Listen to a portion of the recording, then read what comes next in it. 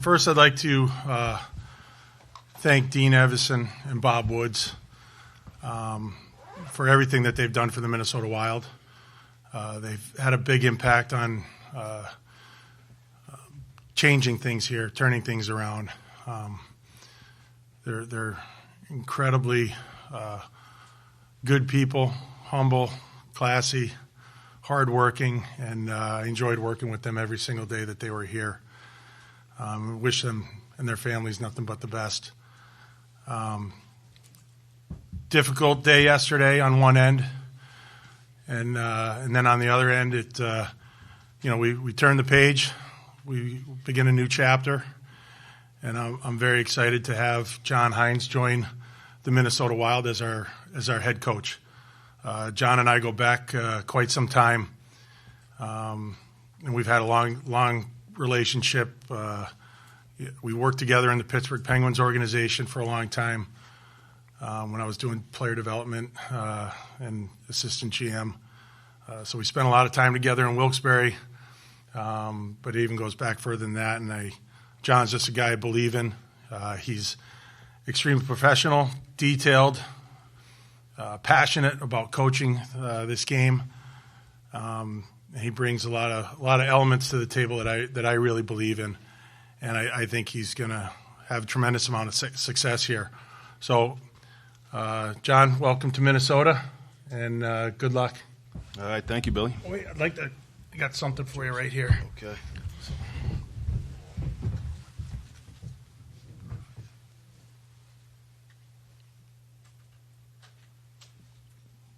Good. Thank you. Appreciate it. Okay, buddy. All right, thanks.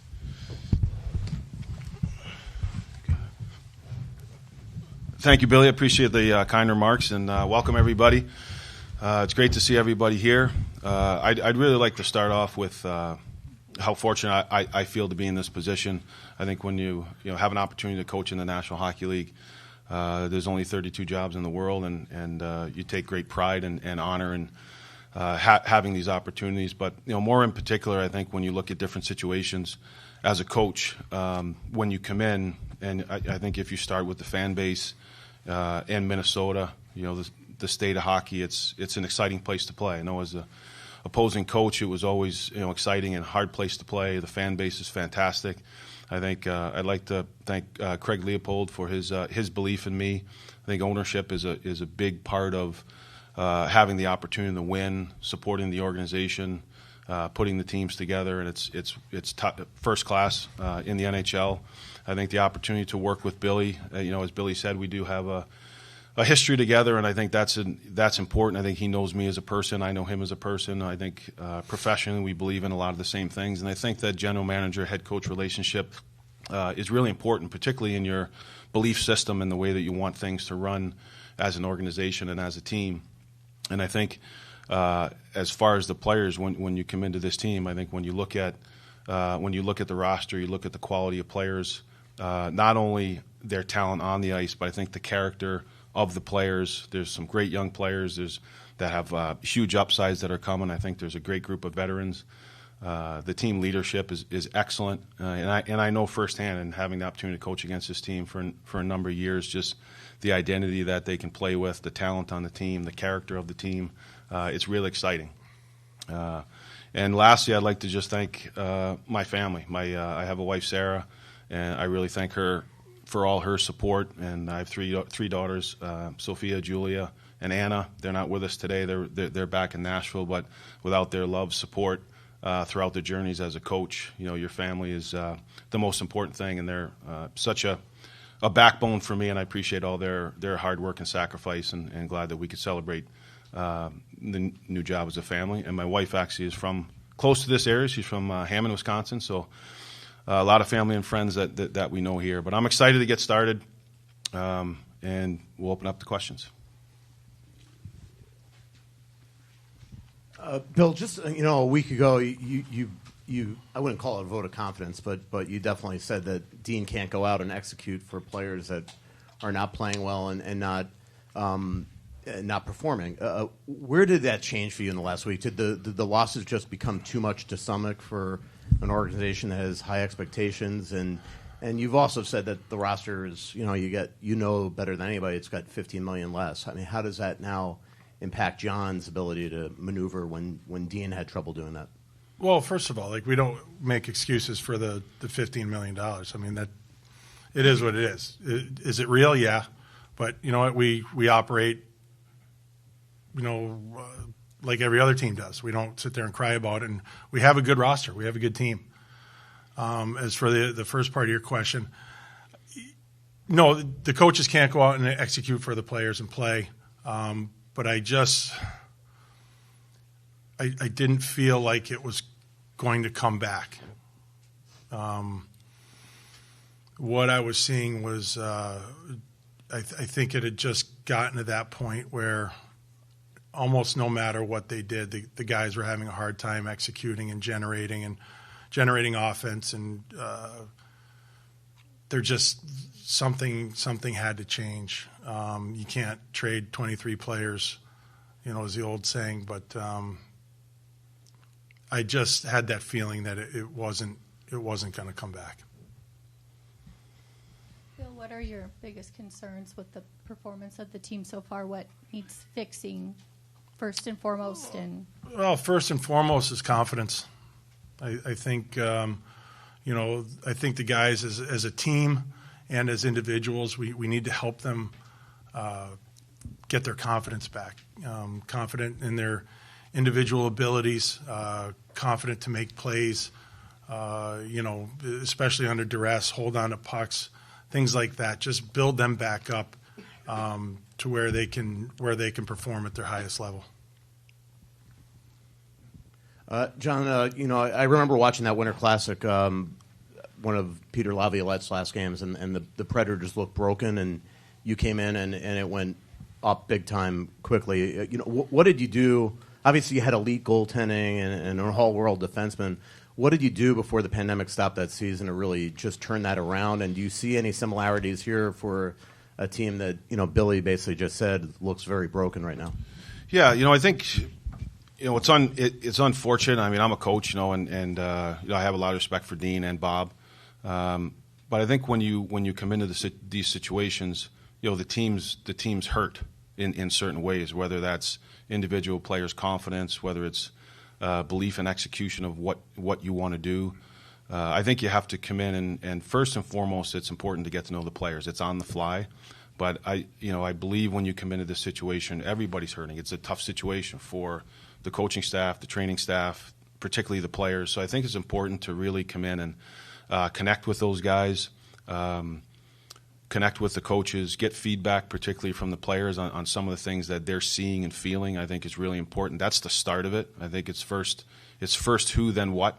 I think when it comes to the what side, it's really just pinpointing simple things. You're not going to come in season and make wholesale changes, but I think you want to work on identity. I think you want to work on the mindset of the team, and I think you come in and make some slight tweaks. And I think as Billy said, it's important to be able to play a fast game and coming in and having some plans to be able to get out of our zone with speed, get on the attack, get north, be able to hem teams in the offensive zone. And I think when you can pinpoint certain things, you come into the team and say, okay, these things don't necessarily need to be changed. They are strong points of the team. Here's some things that we think are going to be tweaks that you can do on the fly. I think that invigorates the players, invigorates the team, and then I think you can get up and running in an in-season change.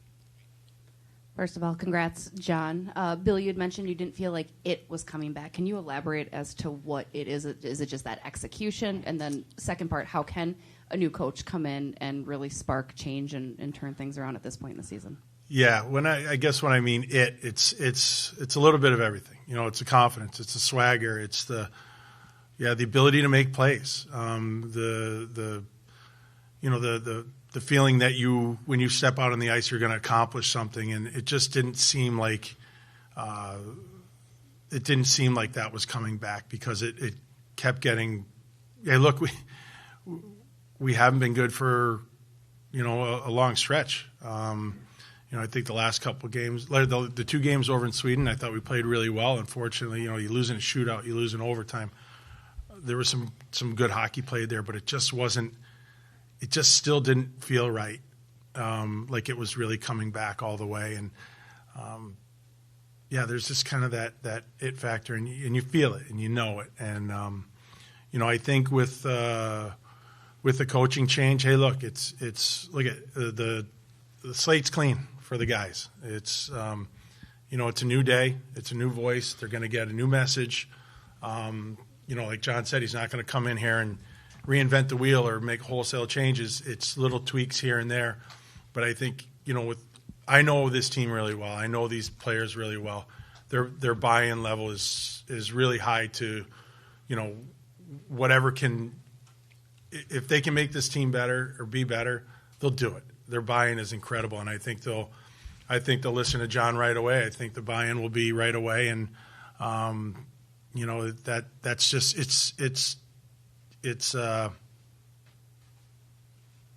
you just feel like a weight's been lifted off your shoulders. And, it's like I said, it's tough because it comes with a tough message, a tough decision.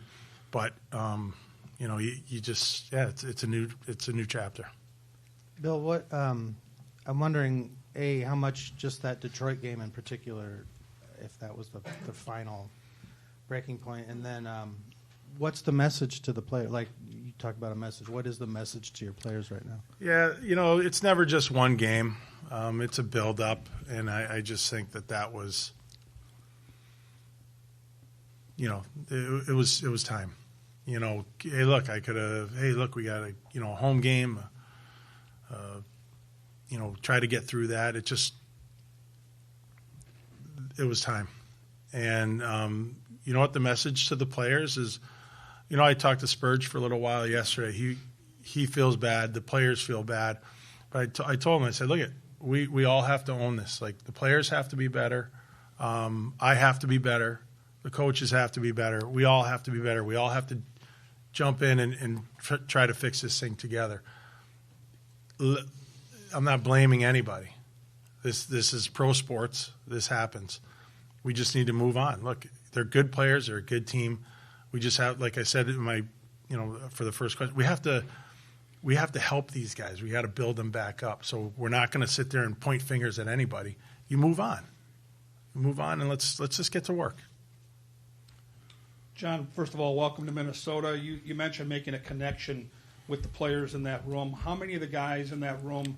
Hockey's a small circle. How many do you have a relationship with? How many have you coached, and how much will that help that process? Yeah, sure. I've actually coached a few. I've had I know Marc-Andre Fleury from the days in Pittsburgh and Wilkes-Barre. I haven't coached him, but I know him well when we've seen each other. Johnny Merrill, I had the opportunity to coach in New Jersey and at the national development program. I coached Patty Maroon at the World Championships and in New Jersey, the Big Rig, and then am I forgetting someone here? And Marcus Johansson. Yep, I had JoJo in New Jersey. No, I miss Freddie. I miss Freddie Gaudreau. So I have a connection with some of the guys, so I've had the opportunity to coach them. I think that helps, just because you have familiarity with some of the players. But I also think it's important, for the guys that you don't know. These guys are, as Billy said, I mean, players have a lot of pride. And when you go through something like this, it's difficult. And I think it's important for you as the coach to be able to connect and, understand what they're going through, how you can help them. And that's what we're here for. And right now, they're in the foxhole. They're trying to dig their ways out. And I'm going to get in, jump in with them, with the rest of the coaches and Billy, and, we're going to fight our way out of it. And, but I think to have some of the connections with the players is certainly important, and it's a little bit easier probably for me too. Bill, how did you first cross paths with John, if it was before Pittsburgh, and what did you identify in him and wanting to bring him in? And there's first time? Yeah, and there's one other change to the staff as well, another addition. Yes. Well, yeah, first of all, we brought Pat Dwyer up from Iowa. He's going to run the D, and I believe I have a hand in the penalty kill. Yes. So, Pat's done in his short time in Iowa, he's been very impressive. He's been coaching for 5 or 6 years now, but did a good job with the Chicago Wolves. He's got 400-plus games of playing experience in the NHL, 300-plus games of playing experience in the American League. So He hasn't been a lifelong coach, but he knows the game for sure, and we're excited to bring him on board, and another fresh face and fresh ideas, and so he had a long day yesterday. Went from Philadelphia to Denver to Des Moines, jumped in a car and got here at 2 a.m. So it's good that he made it, but and then I think it was the first year of the national development team program, and were you a grad assistant or an assistant? Yeah, assistant. Yeah, all right.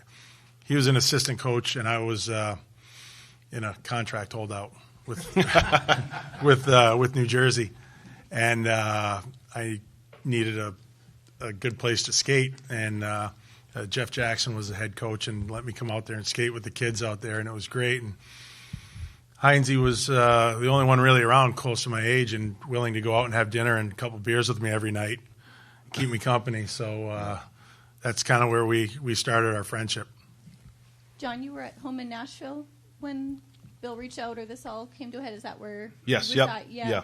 What appealed about this, and how would you just describe your coaching style and why you think you can affect positive change here? Yeah. I mean, it was a when you go through. So basically, I was out for basically the beginning of the year, but I think, as I said in my opening statement, I think Billy and Craig are big parts of it. Just I think their connection with each other. Obviously, knowing Billy, I think having experience in the league, it's important to be on the same page with the general manager as far as how you want to play, personnel, how the teams are built, and I think the support from the ownership and the communication there is really important. So that was a huge plus to start. And then I think when you look at the team, I do really. I mean, I'm excited to coach this group. I think when you look at the dynamic of the team, their skill, their size, their speed, there's good goaltending. I think it's a group that you can win with. And now, my coaching style is, I like to communicate with the players. I think that's important to have a partnership with them. I think your ability to communicate your message and be direct, not a lot of gray areas, but it's a collaborative approach. But I think when players really understand how you want to play, what's the identity that we want to play with, is really important. And that's the way that I've approached it in the past. And I think in the different experiences that you have, I'm really looking forward to coaching this group of guys. John, I know you haven't had a lot of time to dive in yet, but is there one thing in terms of on ice that you think is the biggest hole that needs to be filled, the biggest thing that's missing that can be spun quickly? Well, I think one of the things right away is the ability to play faster. And just I think in order to play fast, you have to be able to execute with the puck. And I think coming in and being organized in your own end, being able to kill plays in the D zone fast, be able to make plays when they're there, to be able to get out with possession. I think having your wingers be able to play with speed when the defensemen have time and space, that you're pushing up the ice fast as a five-man unit. I think activating the defenseman into the rush from your own zone is important.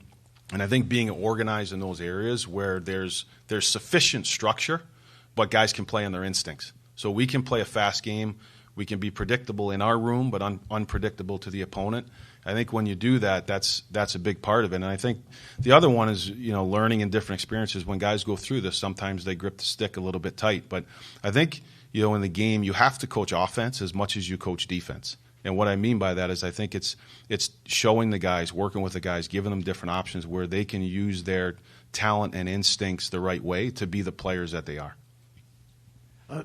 Question for both of you, John. Just you know your relationship with Bill, and a lot of times I've talked to coaches that come in midseason and they start to read the tea leaves when a team is struggling. Have you watched a lot of Wild hockey lately to sort of prepare just in case this happened? And Bill, we've talked a lot about the extensions that you did before the year and the no trade clauses given out. Are you concerned now that because you didn't wait that you have hamstrung yourself and really locked this roster into giving you limited flexibility, not only at the trade deadline, but just years to come here? I forget the first part of the question. Yeah, you got the heavy hitter. Yeah, jeez. I was trying to deflect. Yeah. I'll take it, Billy. I'll take it. Give it to the new guy. Yeah, I know. Yeah. I got to write some stuff. Yeah, down. you got the hard question. Thanks, Mike. No, I did. I think one of the things I had a plan. Is obviously when you're out of the game, you want to be able to study different components and stay up to date with the league. And you do different projects. I was watching some different types of special teams, and I'd probably say more in late October, early November. You start to watch some teams that could be struggling, and just even for yourself to if I were to come in, are there certain things I would like to change? That was one of the things that I didn't have the opportunity to do in Nashville, because I was in New Jersey, and I think it was like 4 weeks later I wound up in Nashville. So I didn't necessarily have a good feel going into that job of just what was going on. So I haven't watched a ton of games, but I'm certainly familiar with the team and the players and some of the things that I think we can tweak right away, but also give the players the atmosphere, as I said, sufficient structure, but to be able to play with their instincts and get their games back. So you're asking me about the contract. Yeah, There's something else too. Just the lack of flexibility that you now have. Yeah. The no moves. And Yeah. Do you regret not waiting and seeing how the season played out? No, I really don't. And hey, I'm sure there's people out there that disagree with me or think I'm crazy, but when you're doing contracts like that and you offer things like no moves, no trades, partial no moves, things like that, it's a negotiation. There's back and forth. There's certain things that are important to players. I feel that we have those players on good deals, good numbers. Sometimes is a term a little long for some people's likings, not mine. I'm comfortable with all of them. Yeah. Is the money, I think the money's good, but in order to get, Marcus Johansson on a 2-year deal at, $2 million, after the season that he had last year, he could probably be making a lot more than that, but you have to give something to get something. And, and again, I believe in these players. I don't regret it at all. I think they're all going to, turn their seasons around. And, all I can say is that I believe in these players. I believe in the people.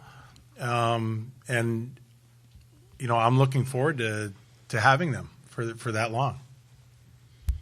Bill, since we're talking contracts, Mr. Hynes over here, any idea what that looks like? Is it just for a year, play it out, or have you guys settled upon anything just yet? We've settled on a deal. Care to share? Nope. Okay. Had to try. John, congratulations. Thank you. How do you come in to the morning skate and then coach a game? What do you plan to do tonight? Yeah, that's challenging. I think one of the things we're going to meet with the team after this, and then Billy and I have some other things to go through. I think the assistant coaches will run the skate today, so I think it's important for the players, particularly on a day like today, that we can meet, we can connect, there can be a message. But I still think there has to be their routines on the game day that they can focus on that. And we'll have a couple things in the skate that the assistant coaches will run. Obviously, we'll play tonight, we'll practice tomorrow, and then I think it'll be really important to have that, have a game under our belt, have a first practice, and then really be able to implement a lot of the tweaks.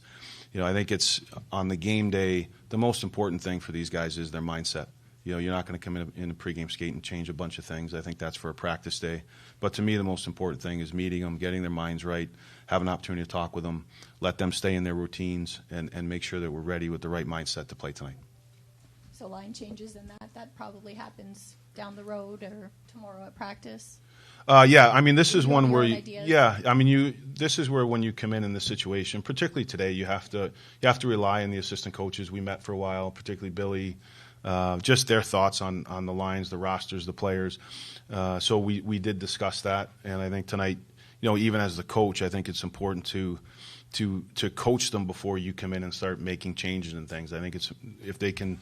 Certain guys that they play well with, they have chemistry with, again, is something that's important. There's not going to be a lot of system changes and things tonight. So, and I think after tonight's game, you're going to have much more feel of the group, the players, me to them, and them to me. And then I think that's when the tweaks and different things like that will start to take place. Bill, you mentioned the confidence in players. Kaprizov and Boldy in particular, this is unusual to see them struggle like this offensively or not be on track to perform like they have in the past. Where do you think their games are at, and what's maybe preventing them from reaching that potential we've seen in the past? Yeah, I think Krill's last maybe not Detroit, but the 2 games before that, the Toronto game, the Colorado game, he looked more like himself.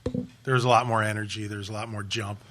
I think anytime Krill loves the game, he loves playing hockey, he loves competing, and when you see him doing that with a smile on his face, he's got that personality like coming out.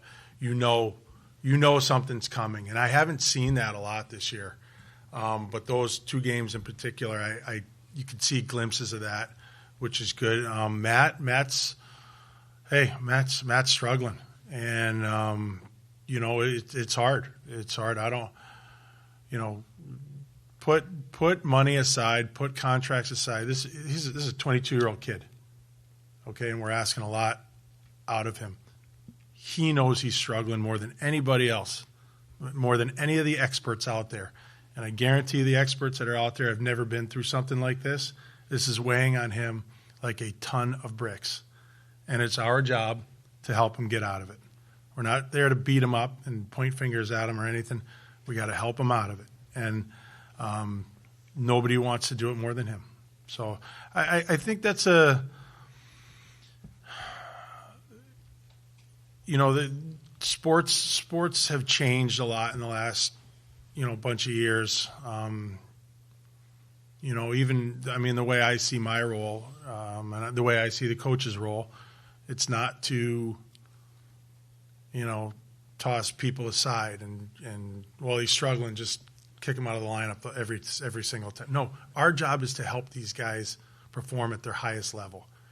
You're not pushing guys around anymore. You're not bullying them. You can't yell at them or bully them into playing well. We are there to help them and get the most out of them. So that's what we need to do with Matt. Bill and Coach, may for both of you, systems, you guys can analyze, but buy-in versus a system. Which one's most important, to get buy-in from a team or to have the right system at your level? Well, to me, it's identity before system. I think that, as you said, systems change. They change year to year. They change sometimes in-game. You make adjustments versus opponents. I think it's more the identity that you want to be able to play with of how the team works, how the team competes, the speed in which you play with, the ability to make plays with the puck. That's where you get the buy-in. The buy-in comes from the identity, and then identity drives your systems. Systems are forever changing, but we want to have an identity that gives us the best chance to win with the group of players that we have. I think once you can establish the identity, the buy-in to the identity, that drives the tactical play. John, the greatest documentary inside look in hockey history was Torts and Lavalette in that 24/7 on HBO before the New Year's game. Now they're coaching the opposite teams. You guys all get a little battle scarred, don't you? Once you get fired once or twice, how do you handle that? You probably don't take it personally. Huh? Yeah, it's never easy. Unfortunately, it is part of the business. But I think that from personal experiences and a lot of guys in the league do. Like I said, I do. I feel for Dean and Bob. I've been in that situation. They're good coaches. They're good people. They worked as hard as they could, and they did a heck of a job. They had a great run here. It's important, I think, when you go through those situations, is you got to be able to learn. You got to understand, why things happen. What could you do differently? And I think every experience makes you a better coach. It gives you more knowledge, more battle scars, as you said. But I think it's important to be able to gain the lessons out of it. And that's something that, for me particularly, I felt it was fortunate where I did have a little bit of time off, and it's not a rinse and repeat. I dove in. I talked to players. I talked to ex-players. I talked to ex-guys that I've worked with to really grow. What are the true strengths? What are the areas that you got to become better at? And I think if you do that, the next opportunities you can be better and better. And that's what most of the coaches do, from what I know. And one more. You were on that evil BU team that kicked the hell out of our Gophers in Providence, right? Yes, sir. Yeah, 95. Yep, that's right. Mike, I guess I shouldn't say that. I'd be very careful. That was a long time ago. It was a long time ago. Did he say his wife's from Wisconsin? Yeah. Although we met at Wisconsin, so that's I should shut up. Yeah. She's a Packer fan. Oh, but my no, what am I stop. doing? Stop. I just got to be honest. I know. We got to talk. Yeah. Hey, John, I just want to say, first of all, congrats, but I just want to know, like, what's your approach coming into maybe helping struggling players or not, and is it tough to do it, like, mid-season? Yeah, well, thank you. No, I don't think it's tough. I think, as I said, it's in, and you just go back to experience of having taken a team over in season, and when you come into the team, guys are struggling. But I think the more that you can talk with them, like they have opinions, they're prideful guys, and I think it's understanding their perspective, and then you giving them perspective back to try to help them, communicating with them, giving them some time to be able to get their games going. And I think the big thing really is every player has an identity. And sometimes when players struggle, they lose the identity that makes them who they are. I think it's really focusing on not a lot of things, but there's usually 2 or 3 points that makes every player who they are, particularly at this level, and trying to get back to those, reinforce those, help them understand what those are. And I think gradually you can do it. It might be honest, easier in season because you're coming in directly with them in the season. It's not like you got a whole summer to be able to talk to them. You're in the fire with them. You're seeing what's going on. And I think it's our job as coaches to be able to really help these guys. And I think that's a huge part of it. It's not so much changing the system when you come in this situation. There's lots of good that this team does already. I think it's more the individual players and some slight tweaks. That'll be the main focus. Bill, there's been a lot of conversation about identity. Has this Minnesota Wild team found it yet, and is it more than what the record may indicate? And bringing John in, how much does that prove that you do have more belief than what the team's performed and the level they performed at so far? Well, I think over the last couple of years we've created an identity. I think maybe right now we're not quite playing to it. We've lost it a bit. That'll be one of John's big tasks is to get the players back on that track, because when we are playing to our identity, we're very good, and we've proven that in the last couple of years. But you know what? It's like it's not something that you can take your foot off the gas. I always talk about culture, and culture is I always describe it as a living and breathing thing that you have to take care of every single day. Well, your identity is the same thing. You have to make sure that you're on top of that every single day, because that's what's going to allow us all to play the same way together as a team, better individually. And like John said, help. There's an identity to the team, and there's identity to certain players. Marcus Foligno's identity is different than Matt Zuccarella's. It's different than Marcus Johansson's. So helping them with their individual identity and then coming together with our team identity is really important. We have to build that back up. How long will John Hynes be helping with that identity? Well, helping with that? Yeah, like for this year or beyond or anything. Oh yeah. No, he's going to be here longer than that. Yeah, he's not. This is not a 1 year thing.